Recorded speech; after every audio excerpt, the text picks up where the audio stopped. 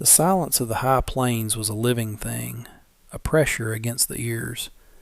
Finn knew its language. He knew the difference between the silence of noon and the silence of dusk. This was something else, a dead silence, where even the insects held their breath. It had started with the crows, not their usual bickering, but a thick, black knot of them circling a mile east, over the low ridge that separated his land from the public trail. He'd watched them through the shimmer of the summer heat for an hour before taking his rifle and walking out. Not for trouble, for answers. The heat baked the earth, cracking it into a mosaic of thirst. He found the source of the unnatural quiet near a cluster of sun-bleached rocks. It wasn't a massacre in the way of a battlefield. It was a surgical, brutal stillness. 3 men, shot clean, their bodies left where they fell. But it was the 4th that held his gaze. Tucked into the shadow of a boulder, almost missed, was a figure in black. Black hat, black duster, black trousers, small frame.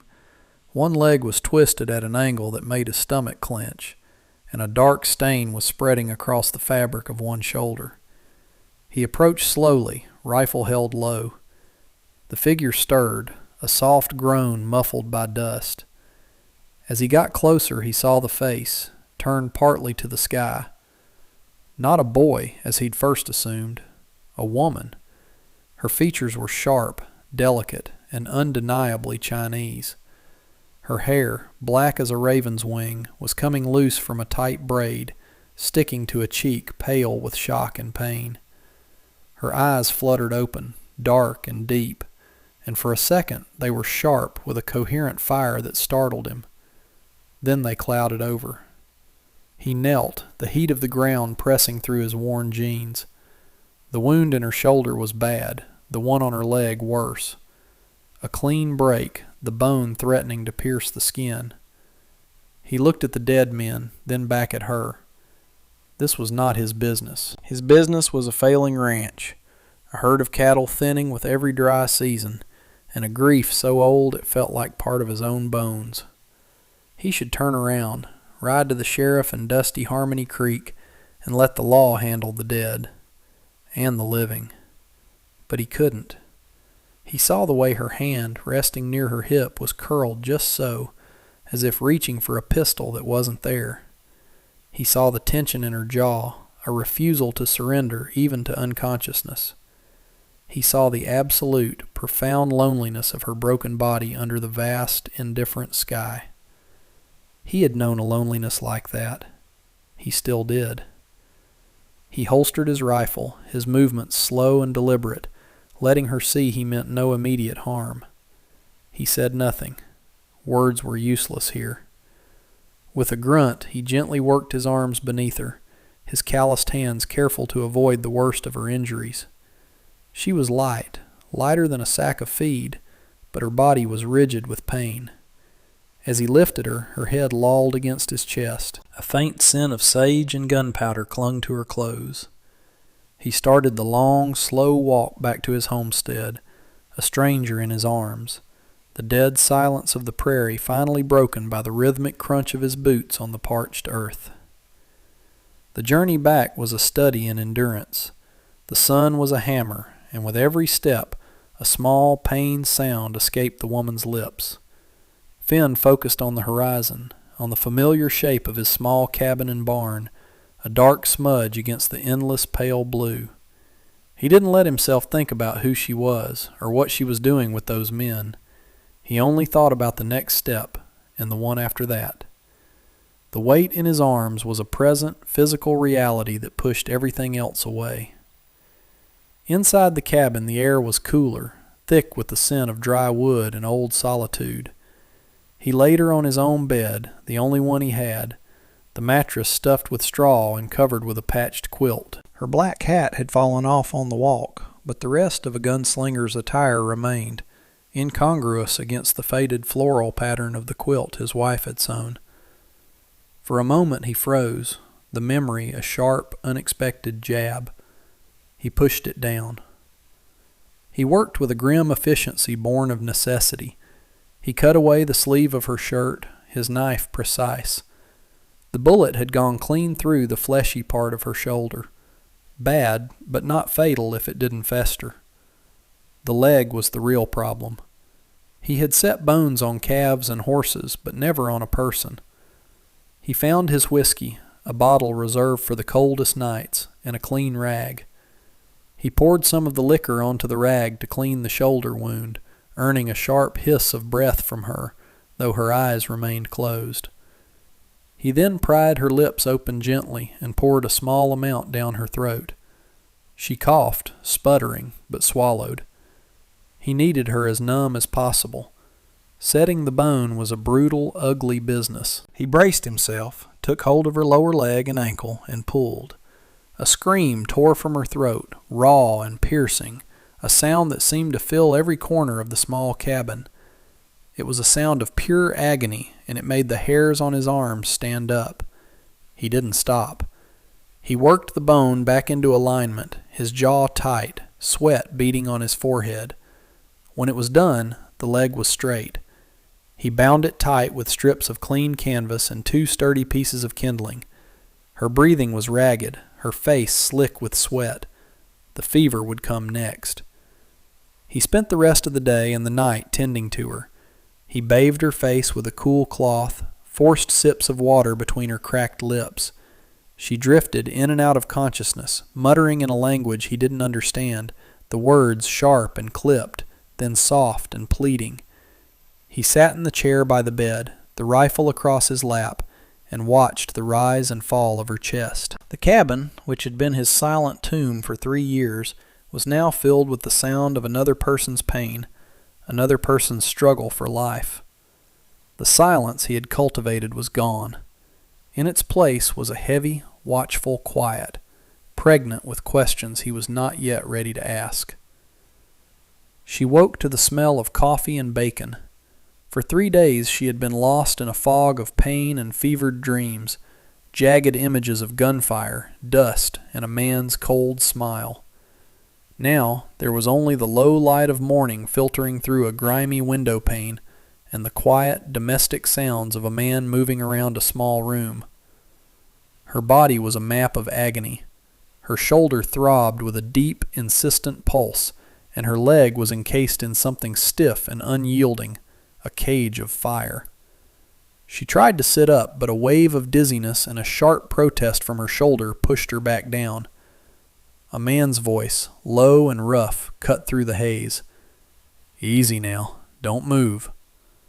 He was standing by the stove, his back to her. A tall man, broad-shouldered but lean, his movements economical. He wore a faded flannel shirt and denim trousers held up by suspenders. He didn't turn around, as if giving her a moment to collect herself. She scanned the room with a practiced, furtive gaze. It was a single-room cabin, sparsely furnished. A stove, a small table with 1 chair, a dry sink. A rifle leaned against the wall near the door. Her own gun belt, the holster empty, was hanging from a peg by the fireplace. The sight of it made her breath catch. He had taken her pistol. Of course he had. He turned then, holding a tin plate with a piece of bacon and a biscuit. He wasn't young. Lines were carved around his eyes and mouth, etched by sun and something deeper. His eyes were a pale, washed-out blue, and they held a weariness she recognized. He stopped a few feet from the bed, not wanting to crowd her. "You need to eat." He set the plate on the small crate he was using as a bedside table. He also placed a cup of water there.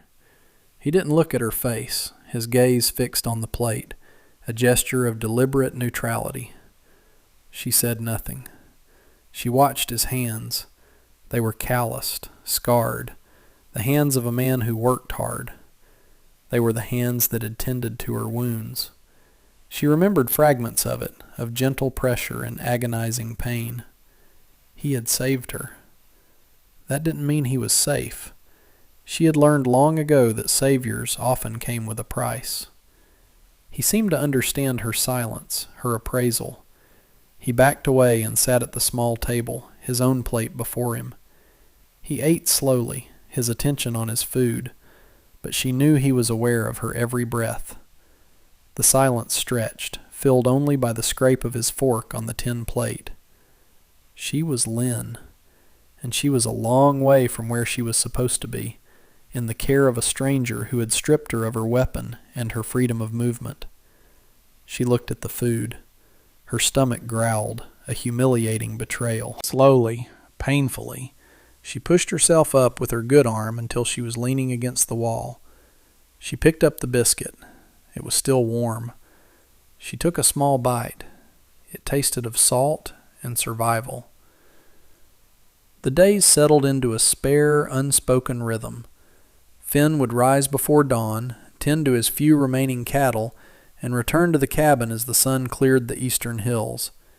He would leave food and fresh water on the crate beside her bed, and then retreat to the porch or the barn, granting her a privacy that felt less like kindness and more like a carefully maintained distance. He never asked her name. He never asked what happened out there by the rocks. He spoke only when necessary, his words plain and functional. More water?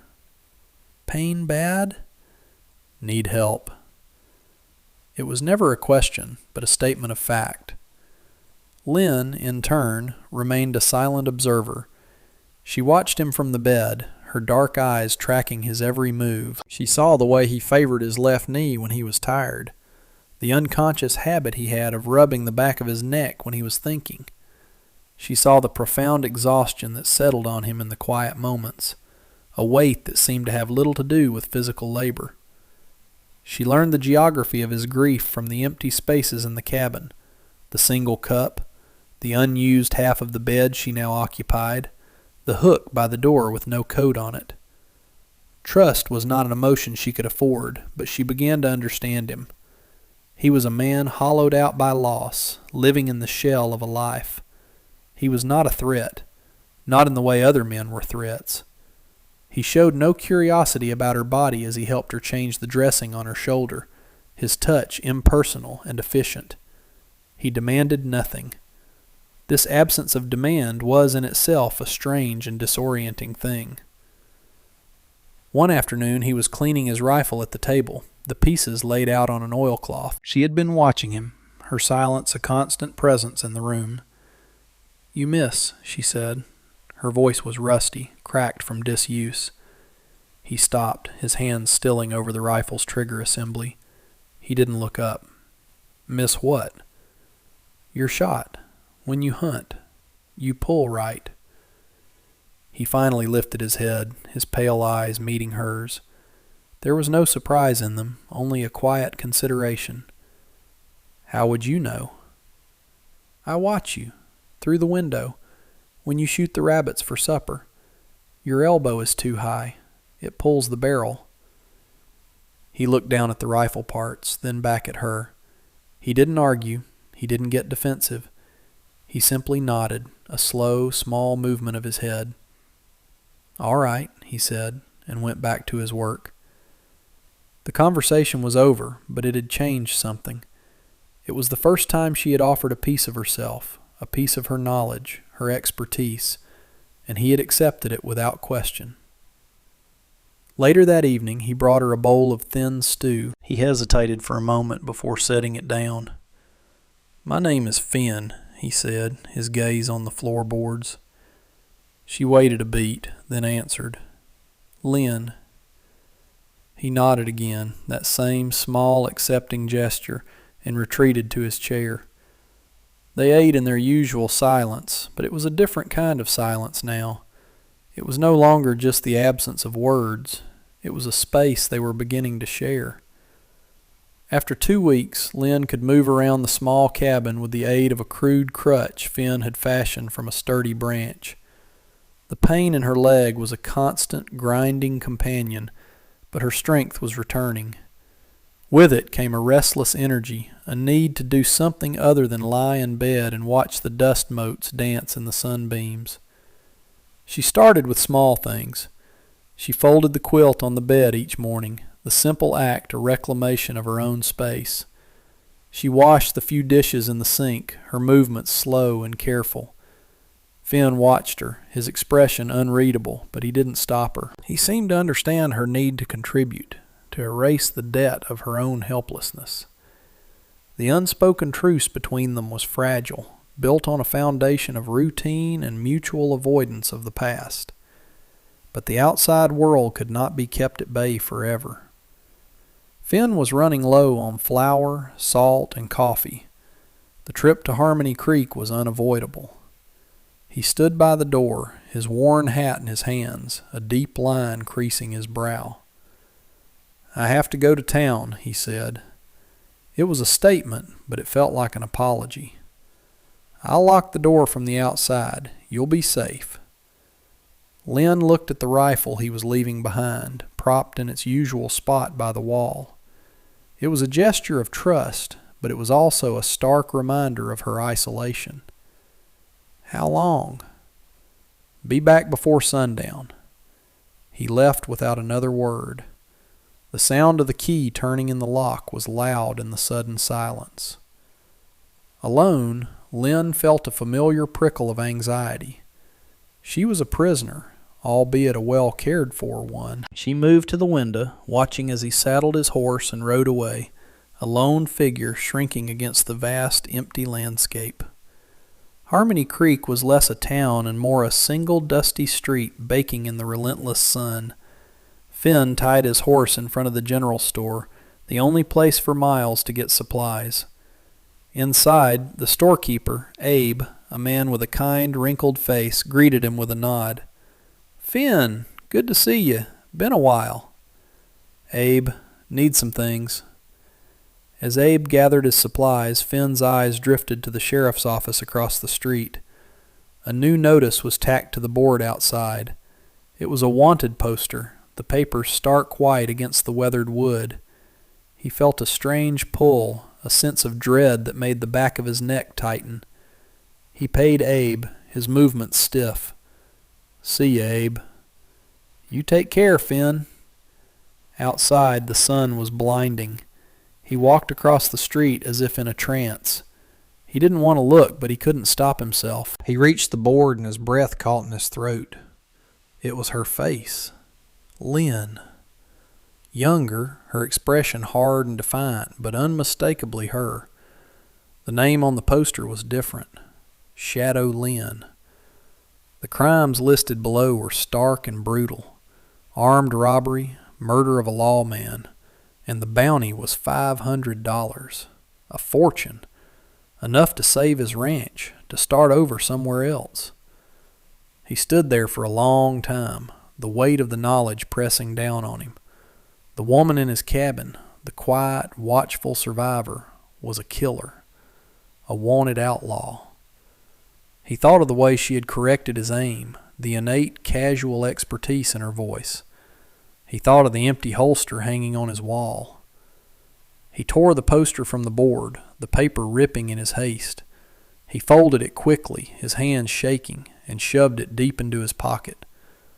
The ride home was a blur. The sun beat down, but he felt a cold dread spreading through him. He wasn't protecting a victim anymore. He was harboring a fugitive. The sun was low in the sky when Finn returned, casting long, distorted shadows across the plains. He unlocked the cabin door and stepped inside. The room was clean, the scent of wood smoke from the cold stove mingling with something else, something savory. Lynn was sitting at the table, a bowl in front of her. She had managed to make a soup from the dried beans and jerky he kept in his stores. She looked up as he entered, her expression guarded. She saw the change in him immediately. It was in the set of his shoulders, the tightness around his mouth. He didn't meet her eyes. He set the sacks of supplies on the floor, his movements heavy. "You ate," he said. It wasn't a question. "I was hungry," she replied, her voice quiet. He walked over to the dry sink and splashed water on his face, his back to her. The folded paper in his pocket felt like a hot coal against his skin. He could feel her watching him, her gaze analytical, searching. He had a choice. He could confront her. He could tie her up and ride back to Harmony Creek to collect his $500. It was the sensible thing to do, the lawful thing. It would solve all his problems. But when he turned and looked at her, he didn't see the hard-faced outlaw on the poster. He saw the woman who had woken from a fevered nightmare, her eyes wide with a terror she tried to conceal. He saw the woman who meticulously folded a quilt that wasn't hers, as if order could ward off chaos. He saw the woman who had corrected his aim not with arrogance, but with a simple statement of fact. He saw a survivor, just like him, clinging to the wreckage of a life. He said nothing about the poster. He walked to the stove, took a bowl, and served himself some of the soup she had made. He sat down at the table opposite her. The soup was thin, but it was hot. He ate it in silence. Lynn watched him, her confusion warring with a fragile, burgeoning hope. He knew. She was certain of it. She had seen the wanted posters in other towns. She knew what they said, knew the name they used for her. She had expected him to come back with a rope, or the sheriff. Instead, he was sharing her meal. The silence in the cabin was different again. It was no longer about distance or observation. It was a shared secret, a conscious decision to leave the truth unspoken. He was protecting her, not just her body from injury, but her life from the law. She didn't know why, but as he finished his soup and rose to put the bowl in the sink, their eyes met for a brief second. In his gaze, she didn't see judgment or fear. She saw a quiet, stubborn resolve. A choice had been made. He had chosen her. And in that moment, the first true seed of trust began to take root in the barren soil of her heart. The summer wore on, the days long and hot, the nights filled with the sound of crickets. A strange, quiet domesticity settled over the cabin. Lynn's leg healed slowly, the fierce pain dulling to a persistent ache. She walked with a limp, but she no longer needed the crutch. She took on more of the household chores, moving with a quiet efficiency that transformed the dusty, neglected space. She mended Finn's shirts with neat, small stitches. She learned to bake a dense, heavy bread in the cast-iron stove. These were not the skills of an outlaw, yet she performed them with the same focused intensity she had once reserved for cleaning her pistol. Finn, in turn, began to live in his own home again, rather than just occupying it. He fixed the broken hinge on the cabinet door he'd been ignoring for a year. He started a small garden behind the cabin, turning over the hard, dry soil and planting a few precious seeds. They rarely spoke of anything personal. Their conversations were about the weather, the cattle, the dwindling water in the creek. But beneath the surface of these mundane exchanges, something else was growing. He would watch her sometimes, when she thought he wasn't looking, as she stood on the porch, staring out at the vast, empty horizon. He wondered what she was looking for, or what she was afraid of finding. One evening, a rider appeared on the horizon. It was just a dark speck at first, but it grew steadily larger, moving with a purpose that made the air feel suddenly tight. It was Abe, the storekeeper, his horse kicking up a cloud of dust. He rode right up to the porch, his face grim. "Finn," he said, not bothering with pleasantries, "there's a man in town, a marshal, asking questions." Finn's hand went still on the porch railing. He glanced back at the cabin door, which was slightly ajar. He knew Lynn was just inside, listening.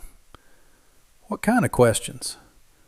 "About that business out by the rocks a month or so back. About a survivor. A woman." Abe leaned down from his saddle, his voice dropping to a conspiratorial whisper. "He's not right, Finn. His eyes are cold.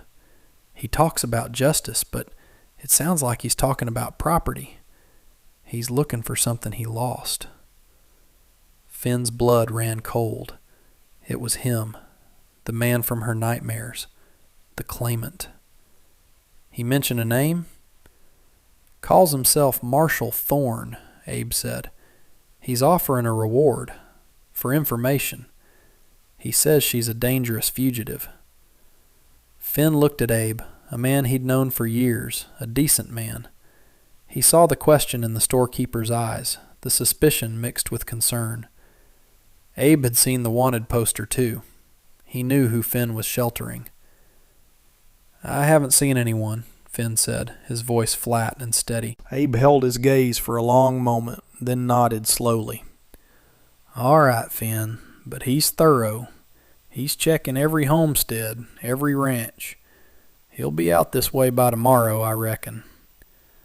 With a final, worried look, Abe turned his horse and rode away, the dust settling slowly in his wake. The silence he left behind was heavy, charged with imminent danger. The fragile peace they had built was about to be shattered. The door creaked open. Lynn stepped out onto the porch, her face pale but her expression resolute. She no longer wore the black gunslinger's outfit. She was dressed in a simple cotton shirt and trousers Finn had bought for her on his last trip to town. The change made her seem smaller, more vulnerable, but her eyes held a fire that was anything but. "He will come here," she said. It was not a question. "Yes," Finn replied, his gaze fixed on the horizon where Abe had disappeared. "You should go," she said, her voice low but firm. "Take a horse. Ride west. He is not looking for you." Finn turned to look at her then. He saw the rigid set of her jaw, the way her hands were clenched into tight fists at her sides. She was preparing to face him alone. She was releasing Finn from his obligation, giving him an escape. For a moment he considered it. He could run. He could reclaim the solitary, grieving peace he had known before her. It would be the smart thing to do. But the thought of leaving her to face Thorne alone settled like a stone in his gut. The quiet life he'd been living before she arrived hadn't been peace. It had been a slow death. She had, in her own silent, wounded way, brought him back to the world of the living. "No," he said, the words simple and absolute. Her eyes widened slightly, a flicker of surprise in their dark depths. "This is my home," he continued, his voice steady. "I don't run from my own home." He walked past her into the cabin. He went to the peg by the fireplace and took down her gun belt. He had cleaned and oiled her pistol, the one he had taken from her the day he found her. He had kept it hidden, unloaded, in a locked box. Now he retrieved it. He also took a small pouch of cartridges. He walked back out onto the porch and held the gun belt out to her. "This is yours," he said. Lynn stared at the familiar worn leather, the polished steel of the pistol's handle. It was her past, her identity, a tool of violence and survival that she had, in some ways, been glad to be free of. But it was also her power. To take it back was to accept the fight that was coming. To take it back was to become Shadow Lynn again. She hesitated, her gaze shifting from the pistol to his face. He wasn't ordering her to fight. He was returning what belonged to her. He was giving her back the choice. Slowly she reached out and took the gun belt from him. Her fingers curled around the cold metal and worn leather. It felt heavier than she remembered. She didn't strap it on. She just held it, the weight of it a solid, undeniable thing in her hands. They stood there on the porch as the sun began to set, painting the sky in fiery strokes of orange and red. They didn't speak. They didn't need to. They were no longer a broken rancher and a wounded outlaw. They were two people standing together, waiting for the storm to break. The morning arrived cool and clear, the sky a vast, indifferent blue. The tension was a third presence in the cabin, a low hum beneath the quiet sounds of their morning routine. Lynn had strapped on the gun belt. It looked jarringly out of place with her simple clothes, a dark promise against the light cotton. She moved with a renewed purpose, her limp less pronounced, her body language radiating a dangerous stillness. Finn had his rifle, cleaned and loaded, leaning against the wall by the door. He had spent the night on the porch, watching the road. They did not speak of a plan, They both knew that this confrontation could not be won with bullets alone. Thorne was a marshal. He carried the law on his side, a shield for his corruption. A gunfight would only prove his claims that Lynn was a dangerous killer. Sometime after midday he appeared, a lone rider, just as Abe had been, but this one moved with the unhurried confidence of a predator. He wore a crisp, dark suit and a silver star that glinted in the sun. As he drew closer, they could see his face. It was handsome, with a neatly trimmed mustache and cold, intelligent eyes that missed nothing. He rode up to the fence and stopped, his gaze sweeping over the small cabin, the barn, and finally settling on Finn, who stood waiting on the porch. Lynn remained just inside the doorway, a shadow in the dim interior. "This your land?" Thorne called out, his voice smooth and authoritative. "It is," Finn answered, his hands loose at his sides. "I'm U.S. Marshal Thorne," the man said, swinging down from his horse. "I'm tracking a fugitive, a murderer, Chinese woman. Goes by the name of Shadow Lynn. You seen anyone like that?" He walked towards the porch, his steps measured and confident. He radiated an aura of power, of righteous certainty. "Haven't seen anyone," Finn repeated, his voice level. Thorne's eyes narrowed, a flicker of a smile playing on his lips. "Is that so? Funny. Your storekeeper in town seemed to think you might be the kind of man who'd help a stray. A man living all alone out here." He stepped up onto the porch, his presence suddenly overwhelming the small space. His gaze slid past Finn to the darkened doorway. "You got someone in there, friend?" Before Finn could answer, Lynn stepped out into the light. She was not holding her pistol. Her hands were empty, held loosely at her sides. She stood tall, the gun belt a stark declaration at her waist, but her posture was not that of a cornered animal. It was the posture of a witness. Thorne's smile widened. "Well, well, there you are. I have a warrant for your arrest, Lynn, for the murder of Deputy Miller." "You mean the man you shot in the back?" Lynn's voice was clear and strong, cutting through the heavy air. Thorne's smile faltered.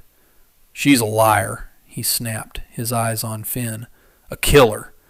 She and her gang ambushed us." "There was no gang," Lynn said, taking another step forward.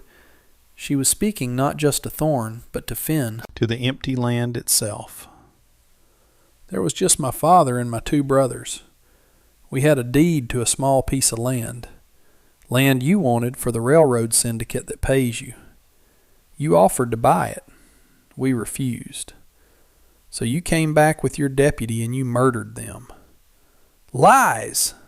Thorne's hand moved towards his own pistol. "You killed them for a piece of paper," Lynn continued, her voice rising with a grief and fury she had suppressed for weeks. "And when your deputy hesitated, you shot him too. You thought you'd killed me, but you failed." At that moment, another sound joined the tense standoff, the slow clopping of a horse. Abe, the storekeeper, was riding up the road, a shotgun resting across his lap. He had not been able to stay away. He had followed his instincts. He stopped his horse a short distance away, a silent, grim-faced observer. Thorne saw him, and his composure finally cracked. He was losing control of the narrative. "I'm placing you under arrest," he snarled at Lynn, his hand finally drawing his pistol. But he wasn't fast enough. Lynn's hand was a blur. She drew and fired in a single fluid motion. But she didn't aim for Thorne. The bullet struck the silver star on his chest, the impact spinning him around and knocking him off the porch into the dust. His own shot went wide, splintering the wood of a porch post. Lynn stood there, smoke curling from the barrel of her pistol, her arm steady. She had not killed him. She had disarmed him. She had marked him. She had taken his symbol of authority and shattered it. Abe leveled his shotgun at the winded, dusty marshal. "I think," the storekeeper said, his voice calm and clear, "You've got some explaining to do, Marshal." The aftermath was quiet. Abe held Thorne at gunpoint while Finn used a rope from the barn to tie his hands. The marshal, stripped of his gun and his silver star, was no longer an imposing figure of the law. He was just a man, his face a mask of fury and humiliation, his lies exposed under the bright, unforgiving sun. Abe took him back to town, promising to send for a federal judge from a neighboring county, someone beyond the reach of the railroad syndicate's influence. "His word against hers," Finn had said to Abe, a note of worry in his voice. "Maybe," Abe had replied, looking at Lynn with a new respect. "But I saw his face when she spoke, and I saw her shoot that star right off his chest. Some truths don't need a lot of words." When they were gone, a profound silence descended on the ranch once more. It was not the dead silence of the massacre, nor the heavy, watchful quiet of the early days. It was a silence of relief, of a storm that had passed. Lynn walked to the edge of the porch and looked out at the land. Her land now. The deed, the reason for her family's murder, had been in a pouch around her neck all along, stained with her own blood. She had shown it to Finn the night before. He stood beside her now, not crowding her, but sharing the space. "What will you do?" he asked, his voice soft. She holstered her pistol, the movement slow and deliberate. The weight of it no longer felt like a burden. It felt like a part of her she had reclaimed, a tool she controlled, not one that controlled her. "The land my father bought, it's not far from here," she said, her gaze distant. "I think I will go see it." He nodded, understanding. It was a journey she had to make alone. He looked at his own ranch, at the small cabin and the dusty corral. It had been a prison of his grief for so long. Now it felt different. It felt like a place where life could happen again. "You'll be back?" he asked. It was the most vulnerable question he had ever asked her. Lynn turned her head and looked at him. For the first time, she gave him a small, genuine smile.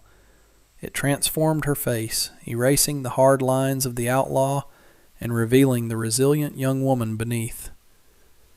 "This is a good place to rest," she said. "A quiet place." It was not a promise, but it was enough. It was a possibility. The next morning, he helped her saddle one of his horses. He gave her a canteen of water and a small sack of food. They stood by the horse for a moment in the cool morning air. No grand farewells were needed. They had saved each other in the quiet, unspoken spaces between words. She mounted the horse with a practiced ease, her injured leg taking the strain without complaint. She looked down at him, her black hat shielding her eyes from the rising sun. "Finn," she said, "thank you." He just nodded, his throat tight. He watched her ride away, her figure growing smaller and smaller until she was just a speck on the vast horizon, heading toward a future she could now claim as her own. He turned and walked back to his porch. He sat down in his usual spot, but the emptiness beside him no longer felt like a loss. It felt like a space waiting to be filled. The silence that returned to the ranch was at long last a silence of peace.